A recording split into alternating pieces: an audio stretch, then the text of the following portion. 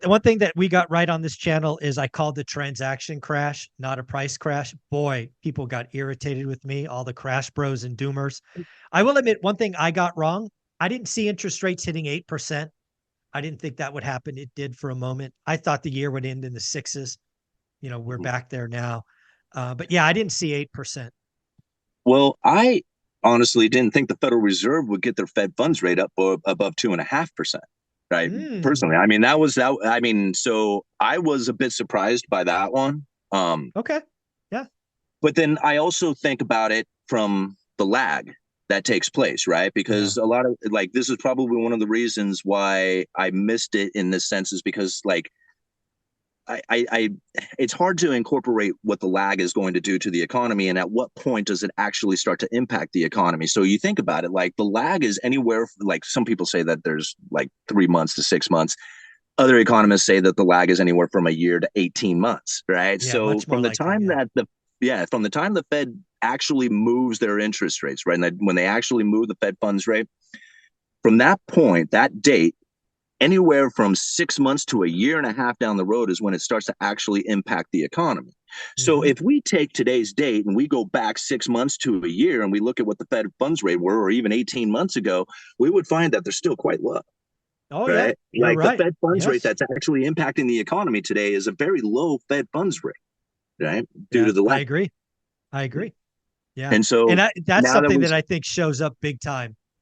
That lag is coming. And it's funny we got to here because we're talking about 2023, 2024. I think people are going to be shocked at how fast inflation falls. I think a lot of the oh, shelter inflation is miscalculated or misrepresented because of the way it's calculated. And I think, and I've said on record that I think CPI will be below 2% by June. yeah.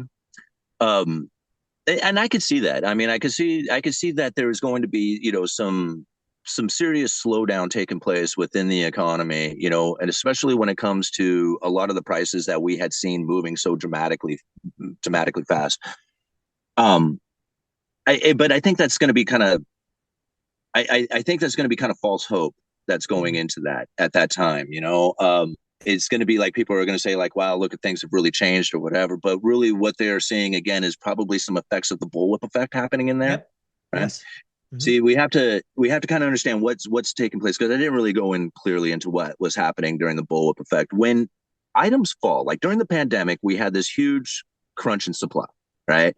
All of a sudden, like there was nothing available out there, and like hyperinflation was amongst everybody's mind as they weren't able to find anything and the prices were moving up. This was a lack of supply moving through the system, but this was done to a severing of the supply chain. It was like a self-inflicted wound that was happening there, right? And it's much different from a lack of production that was happening. It's the same effect on the economy in the sense that if you can't get the material through the system, then the outcome on the retail side of things is the same as if you didn't produce it. The only problem is that that items was produced. They were just being held back, right? So now this is really what ends up happening is that when those items fall and the prices move up, right? The demand coming from the retail side of things starts sending orders over to the manufacturers, right? And now all of a sudden manufacturers are looking and saying, "Oh my gosh, overwhelming consumer demand is taking place right now." But Yep. it's not really overwhelming consumer demand. It's the fact that they have all this dammed up, supply that is not making it through the system, causing the orders to rise. Okay. Hmm. So now all of a sudden manufacturing's over there looking at this overwhelming consumer demand. So they start ramping up production. Right? They ramp up all this production to try and fulfill this demand. Supply all of a sudden starts coming through the system again. And then all of a sudden, boom, here comes the stuff. And the orders begin to fall. Hmm. Now we have orders over at manufacturing, basically like in China, and they're failing. Like manufacturers are like, what do we do? There's no Hmm. orders coming in. Well, all this stuff is now trying to make its way through the system. Okay. You have economic slowdown taking place. People don't want the bicycle anymore. They don't want all those dishes. They don't want all these things, Hmm. that had this high demand during the pandemic. So now all this stuff is sitting here in the system. Okay. Manufacturing slows until eventually there's nothing being produced to go into the system.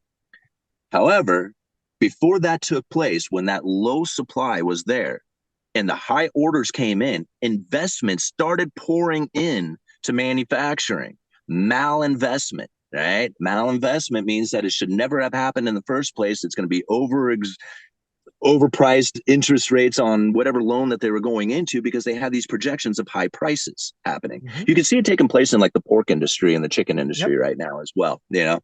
And like I said, these things happen at different times. It was easy for me to see, you know, with lumber because I was in it. So Mhm. now this is what we can expect is that these manufacturers who have invested all this money and time and resources into production no longer has the demand there. They shut down. Yep. Right? Yeah. The And then bullwhip once that effect material is. makes it through the system and there's no manufacturers of it, what happens?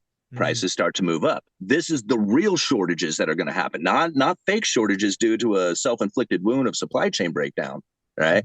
But actual shortages due to the fact that nothing was manufactured, right? Or Gotcha. less I like stuff it. was manufactured. Yeah.